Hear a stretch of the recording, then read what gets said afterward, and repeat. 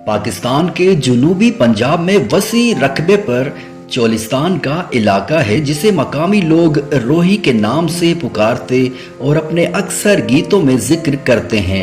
इस इलाके को सूफी शायर ख्वाजा गुलाम फरीद ने अपने कलाम के जरिए लाफानी बना दिया, जबकि इसी रोही की तहजीब व तमद्दुन, आसार कदीमा और खंडरात एक अहम मकाम के हामिल हैं, जिसमें सर फहरिस्त किला दरावड़ है।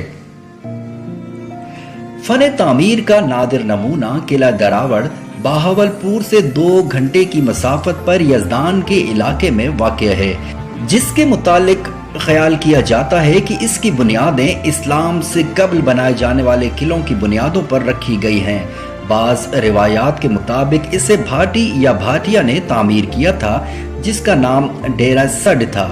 इसे देव रावल भी कहा जाता है।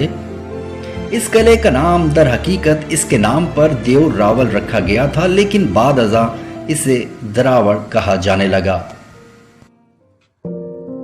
बाज मौरखों ने दरावड़ को राजा दाहिर का तामीर करदा किला भी करार देते हुए लिखा है कि इस किले का असल नाम दाहिर था, जो कसरत इस्तेमाल से बिगड़कर दरावड़ हो गया, लेकिन इसकी मौजूदा शक्ल 17वीं सदी में अब्बासी हुक्मरानों के फन तामीर का मुंह बोलता सबूत है।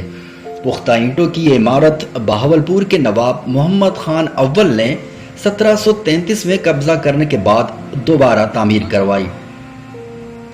1747 में रावल राय सिंह ने नवाब मोहम्मद बहावल खान द्वैम से ये किला वापस छीन लिया। ये सिलसिला चलता रहा और अब्बासी हुक्मरान नवाब मुबारक खान ने 1804 ईस्वी में एक बार फिर किला मुकम्मल तौर पर अपने कंट्रोल में कर लिया। ये किला जब आबाद हुआ करता होगा तो चौकस दरबान होते होंगे, लेकिन अब इस किले को फतह करने के लिए न किसी बड़ी फौज की जरूरत पड़ती है, न गोले बारूद और तोप की।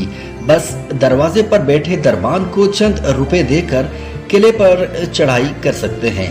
किले के अंदर कोई मुहाफिज या मुलाजिम नजर नहीं आता, ना कोई तहरीर, ना कोई साइन बोर्ड। बस ईंटों के वसी कब्रिस्तान में घूमते हुए लाहौर के शाही किले को याद कर सकते हैं कि वहाँ बैठने के लिए मुनासिब बेंच और छांव के लिए दरख्तों का ख्याल तो रखा गया, मगर यहाँ गर्मी में तपती हुई धूप ज्यादा देर ठहरने नहीं देती।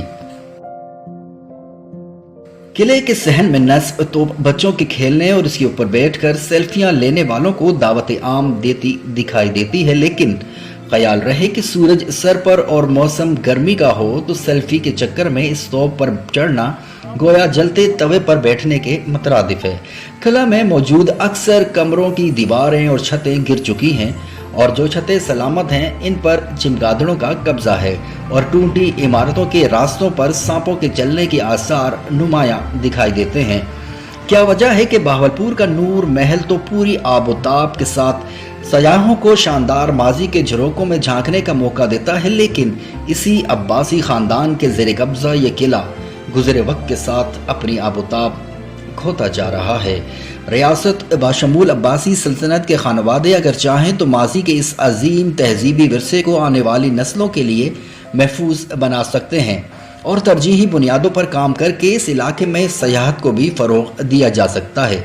न सिर्फ ये बल्कि इससे खातिर खा आमदनी भी कमाई जा सकती है। हमारे इस किताबी मशवरे पर किसी ने अमल तो करना नहीं, लेकिन अगर आपको ये किला देखने का शौक है तो फिर नवंबर से फरवरी के महीने बहुत मुनासिब हैं, क्योंकि मौसम सर्द होता है और रोही की गर्मी से सर्द शामों का सुरूर कहीं ज़्यादा बेहतर है।